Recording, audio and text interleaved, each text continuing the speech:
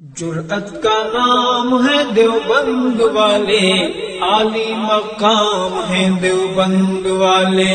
جرأت کا نام ہے دیوبند والے، عالی مقام ہے دیوبند والے۔ جرأت کا نام ہے دیوبند والے، عالی مقام ہے دیوبند والے۔ دیوبندی اکابرین میں سے اشرف علی تھانوی صاحب نے اپنی کتاب بہشتی زیور صفحہ نمبر 41 میں یہ لکھا ہے کہ کسی کا نام علی بخش رکھنا، حسین بخش رکھنا یا عبد النبی رکھنا یہ سب شرک ہے، معاذ اللہ رب العالمین۔ اب ہمارا سوال دیوبندی علماء سے ہے، اور بالخصوص منافقت کی چال چلنے والے طارق جمیل سے ہمارا یہ سوال ہے کہ آپ کے اکابرین، آپ کے امام، آپ کے پیشوا اشرف علی تھانوی صاحب کے نزدیک یہ نام رکھنا ہی شرک ہے۔ اس کا مطلب کسی نے اگر علی بخش رکھا، حسین بخش رکھا، محمد بخش رکھا تو اس نے شرک کیا۔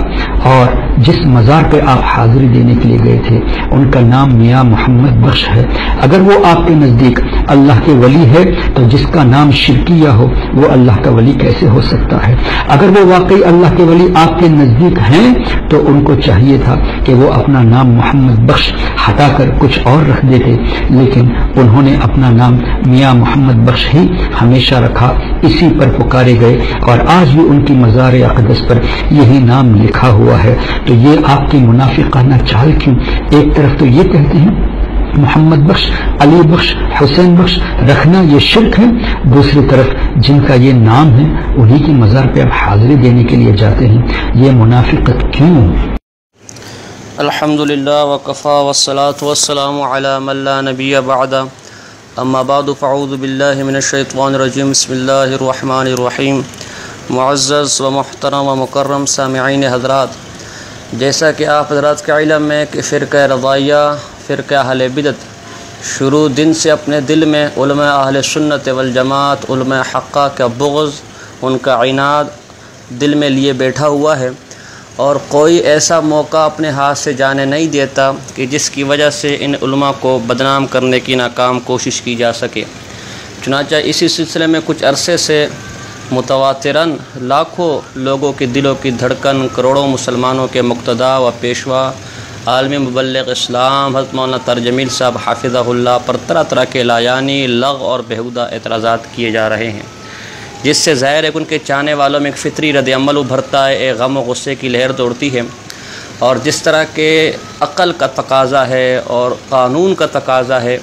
کہ اگر کسی پر غلط قسم کا اعتراض کیے جائیں تو اس کے چاہنے والے یا جس پر اعتراض کیا جائے وہ خود اس کے دفاع کا حق رکھتا ہے۔ چنانچہ اسی سلسلے میں ایک سری لنکن رضاخانی کی طرف سے تازہ اعتراض آیا ہے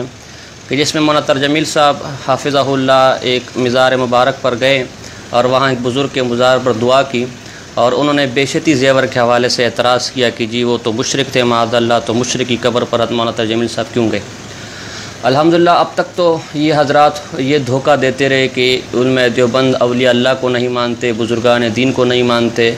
اور یا ان کے گستاخ ہے، لیکن الحمدللہ حضرت مولانا طارق جمیل صاحب کا اس طرح ایک بزرگ دین کی قبر مبارک پر جانا اس بات کی گواہی ہے کہ علماء دیوبند ہمیشہ سے اولیاء اللہ کی عزت و احترام کرتے رہے ہیں۔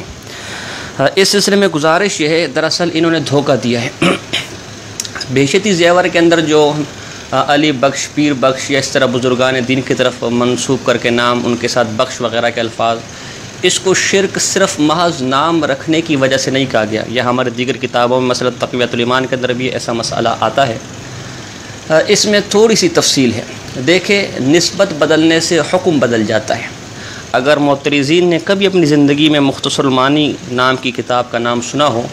تو اس کے اندر انبت الربیع البقلا کی مثال دی گئی ہے۔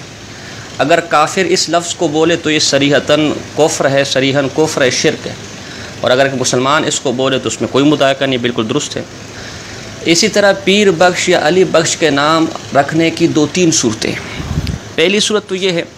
کہ اگر یہ نام اس لیے رکھا جائے کہ جی یہ بیٹا ہمیں علی نے دیا ہے، یا بیٹا ہمیں پیر نے دیا ہے، یا بیٹا ہمیں محمد نے دیا، محمود نے دیا، فلاں فلاں فلاں نے دیا ہے، اسی نسبت سے، جو کہ دینے والی ذات وہ ہے، اسی نسبت سے ہم نے اس کا نام علی بخش رکھا، محمد بخش رکھا، پیر بخش رکھا، تو یہ نام یہ عقیدہ رکھنا ظاہر بات ہے شریعتاً شرک ہے، اس لیے کہ اولاد دینے والی ذات صرف اور صرف اللہ کی ہے، جیسے کہ خود اللہ رب العزت سورہ شورا کے اندر فرماتا ہے کہ یہ آیت نمبر للہ اعوذ باللہ من الشیطان الرجیم بسم اللہ الرحمن الرحیم للہ ملک السماوات والارض یخلق ما یشاء یہب لمن یشاء اناثا ویہب لمن یشاء الذکورا او یزوجہم ذکرانا واناثا ویجعل من یشاء عقیما انہ علیم قدیر، کہ کسی کو بیٹا دینا، کسی کو بیٹی دینا، کسی کو دونوں دینا اور کسی کو بانجھ رکھنا، یہ صرف اور صرف اللہ رب العزت کی عطا ہے، اس کے سوا یہ کام کوئی نہیں کر سکتا۔ البتہ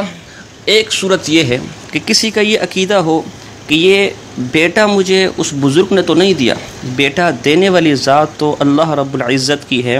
لیکن چونکہ کسی بزرگ کے وسیلے سے ہمیں یہ عطا ہوا کہ ہم نے مثلاً اللہ رب العزت کی بارگاہ میں دعا کی، یا اللہ ہم گنہگار لوگ ہیں، یا اللہ تو اس بزرگ کے وسیلے سے میں لا اولاد ہوں، تو اس بزرگ کے وسیلے سے مجھے اولاد عطا فرما،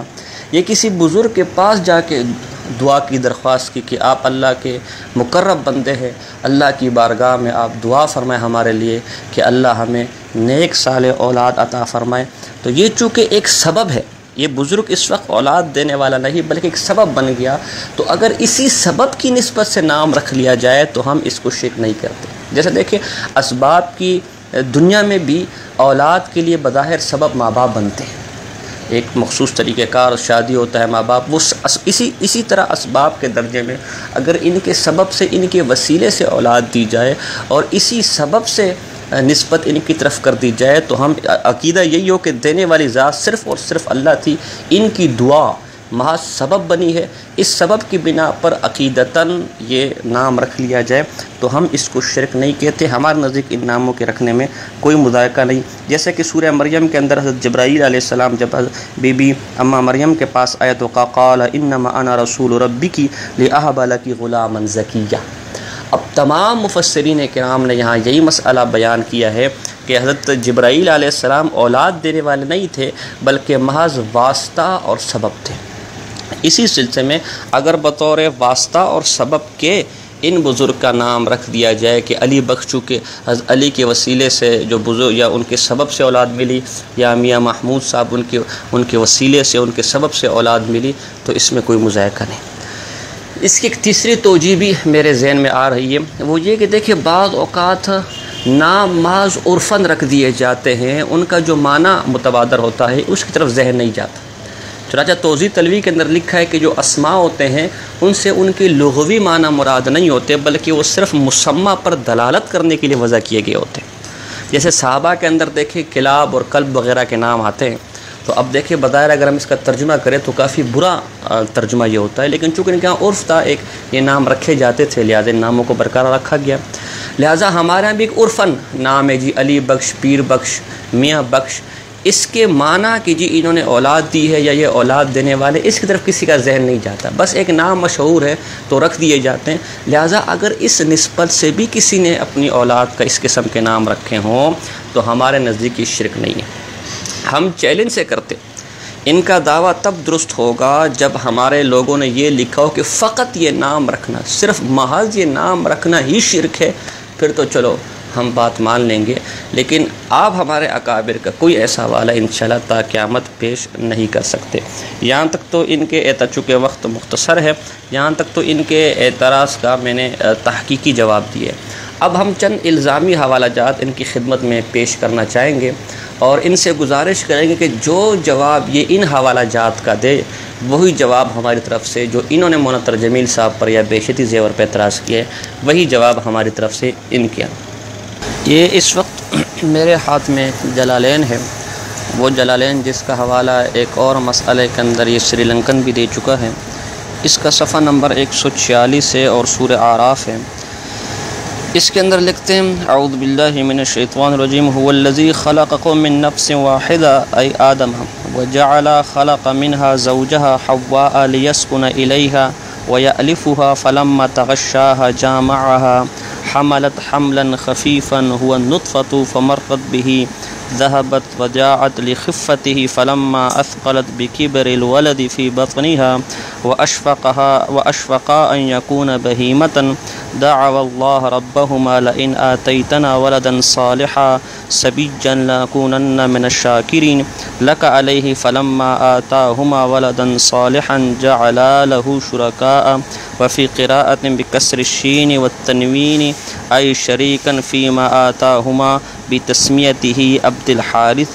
ولا ينبغي أن يكون عبدا إلا لله وليس بإشراك في العبودية لعصمة آدم۔ اب دیکھیں یہاں پر جلالین والا لکھتا ہے کہ آدم علیہ السلام نے شرک فی تسمیہ کیا تھا کہ اپنی اولاد کا نام عبد الحارث رکھ دیا۔ تو اب میری ان سے گزارش ہے کہ یہ تو مولانا طاہر جمیل صاحب فرماد اللہ اعتراض کریں کہ جی شرک فی تسمیہ والے کے پاس گئے تھے، یہاں جلالین والا حضرت آدم علیہ السلام پر شرک فی تسمیہ کا الزام لگا رہے۔ اب ہمارے فریق مخالف جو جواب جلالین کی اس عبارت کا دے، اس تفسیر کا دیں، جو تعویل یقیناً ان کی یہ بات معول ہے، ہم بھی مانتے ہیں کہ علامہ جلالین کی یہ بات معول ہے، حقیقتاً یہ مراد نہیں ہے، بس جو تعویل ہم اس لیے نہیں کر رہے کہ جو تعویل ہمارا فریق مخالف کرے گا وہی تعویل ہم مولانا طاہر جمیل صاحب اور بہشتی زیور کے مسئلے پر انشاءاللہ کر دیں گے۔ آگے چلیے، یہ میرے پاس شرح فقہ الاکبر ہے ملا علی قاری رحمہ اللہ کی۔ قریباً تمام اہل بدعت کا یہ عقیدہ ہے کہ عبد النبی نام رکھنا جائز ہے بلکہ کار ثواب ہے، اور مولانا احمد خان صاحب تو باقاعدہ اپنے نام کے ساتھ عبد النبی لکھتے تھے، لیکن ملا علی قاری رحمہ اللہ شرح فقہ الاکبر جو امام ابو حنیفہ رحمہ اللہ اور احناف کے عقائد پر کتاب ہے، اس کے صفحہ نمبر 515 پہ لکھتے ہیں وَأَمَّا مَشْتُهِرَ مِنَ التَّسْمِيَةِ بِعَبْدِ النَّبِيِّ فَظَاهِرُهُ كُفْرٌ إِلَّا إِنْ أَرَادَ بِالْعَبْدِ الْمَمْلُوكِ۔ اب دیکھیں یہی مسئلہ قریباً شاہ عبدالعزیز محدث دہلوی نے اپنی تفسیر عزیزی جلد نمبر 1 سورہ بقرہ صفحہ نمبر 163 میں لکھا ہے۔ مکتبہ حقانیہ کی فارسی والی ہم انشاءاللہ اسکرین دے رہے ہیں آپ کو، یہی مسئلہ لکھا ہے۔ اب دیکھیں آپ تو عبد النبی نام رکھنے کو جائز کہہ رہے ہیں بلکہ کار ثواب کہہ رہے ہیں، بلکہ مفتی احمد یار گجراتی نے تو جال حق میں یہاں تک لکھا ہے کہ وہابیوں کو چڑھانے کے لیے یہ نام رکھنے چاہیے، لیکن ملا علی قاری اس کو کفر کہہ رہا ہے اور شاہ عبدالعزیز محدث دہلوی رحمہ اللہ اس کو شرک کہہ رہے ہیں۔ تو اب آپ کے پاس اس کی کیا تعویل ہے؟ جو تعویل اپنے موقع پر آپ کریں گے وہی تعویل ہم انشاءاللہ مولانا طاہر جمیل صاحب اور بہشتی زیور کے متعلق کر دیں گے۔ آگے چلیے، یہ میرے پاس مولانا احمد خان صاحب کی احکام شریعت ہے، اس کا حصہ اول ہے، صفحہ نمبر 77 ہے۔ اس میں لکھتے ہیں نظام الدین، محی الدین، تاج الدین اور اسی طرح وہ تمام نام جن میں مسمى کا معظم فی الدین بلکہ معدم علی الدین ہونا نکلے، جیسے شمس الدین، بدر الدین، نور الدین، فخر الدین، شمس الاسلام، محی الاسلام، بدر الاسلام وغیرہ ذالک، سب کو علماء کرام نے سخت ناپسند رکھا اور مکروہ و ممنوع رکھا۔ اب آئیے ذرا پیر مہر علی شاہ صاحب کا شرح نسب جو ان کی کتاب مہر منیر میں لکھا ہوا ہے، اس میں دیکھیں سید مہر علی شاہ ابن سید نظر الدین شاہ ابن سید غلام شاہ ابن سید روشن دین ابن سید عبد الرحمن نوری ابن سید عنایت اللہ ابن سید غیاث علی ابن سید فتح اللہ ابن سید اسد اللہ ابن سید فخر الدین اور آگے تاج الدین، اور ماں کی طرف سے جو شجرہ آتا ہے اس میں ایک نام سید صدر الدین لکھا ہوا ہے۔ تو اب دیکھیں یہ آپ کے علماء تو آپ کے امام تو ایسے نام کو مکروہ، حرام، ناجائز لکھ رہے ہیں، جبکہ آپ کے اکابر کے شجرہ نسب میں اس قسم کے نام آ رہے ہیں۔ اب اسی طرح اسی احکام شریعت کا صفحہ نمبر 74 ہے، اس پر لکھا ہے اگر اصلی معنی بالکل ساکت النظر ہے تو فلانا نام اچھا فلاں برا ہونے کی کیا معنی اور تبدیل کی کیا وجہ، اور خود ستائی کہاں، مسمى پر دلالت کرنے میں سب یکساں مہذا انہی لوگوں سے پوچھ دیکھیے کیا اپنی اولاد کا نام شیطان، ملعون، رابضی، خبیث، خوک خنزیر کو کہتے ہیں وغیرہ رکھنا گوارا کریں گے؟ ہرگز نہیں۔ تو قطعاً معنی اصلی کی طرف لحاظ باقی ہے، پھر کس منہ سے اپنے آپ اور اپنی اولاد کو نبی کہتے کہلواتے ہیں؟ کیا کوئی مسلمان اپنا یا اپنے بیٹے کا نام رسول اللہ، خاتم النبیین یا سید المرسلین نام رکھنا روا رکھے گا؟ حاشا وکلا، پھر محمد نبی، احمد نبی، نبی احمد کیوں کر روا ہو گیا؟ یہاں تک کہ بعض خدا نہ ترسوں کا نام نبی اللہ سنا ہے، ولا حول ولا قوت الا باللہ العلی العظیم۔ کیا رسالت و ختم نبوت کا ادعا حرام ہے اور نری نبوت کا حلال مسلمانوں پر لازم ہے کہ ایسے ناموں کو تبدیل کر دیں۔ اب دیکھیں یہاں انہوں نے محمد نبی، نبی احمد کے ناموں کو بھی حرام بلکہ گویا نبوت کا دعویٰ کرنے کے مترادف قرار دیا ہے اور مسلمانوں کو کہا ہے کہ وہ ایسے ناموں کو تبدیل کر دیں۔ لیکن دیکھیں آئیے، یہ عبدالحکیم شرف قادری کی کتاب ہے تذکرہ اکابر اہل سنت، جس میں انہوں نے اپنے اکابر کی سوانح حیاتوں کو جمع کیے، حالات کو جمع کیا ہے۔ اس کے صفحہ نمبر 52 پر ان کے اکابر کا ایک نام ہے خواجہ نبی احمد۔ تو اب اس طرح کے ناموں کو احمد خان صاحب نے بدلنے کا کہا ہے، حرام کا ہے، ناجائز کا ہے، گناہ کا ہے، اور آپ کے اکابر کے اس قسم کے نام ہے۔ تو اب آپ ہی جواب دیجئے کہ آپ کے پاس ان باتوں کو کیا جواب ہے۔ غرض دو گونا عذاب اس جان مجنوراں، بلائے صحبت لیلا و فرقت لیلا۔ تو جو تعویلات آپ یہاں اپنی باری میں کریں گے انشاءاللہ اللہ کی ذات سے ہمیں امید ہے وہی تعویلات مولانا ترجمیل صاحب کے حق میں بھی قابل قبول ہوں گی۔ اللہ پاک سے دعا ہے کہ ان شیاطین کے شر سے ہمیں محفوظ رکھے اور علماء علماء اہل سنت والجماعت کے دامن کے ساتھ جڑا رکھے۔ وما علینا الا البلاغ المبین۔ منافقوں کو چھوڑ دے تو عاشقوں میں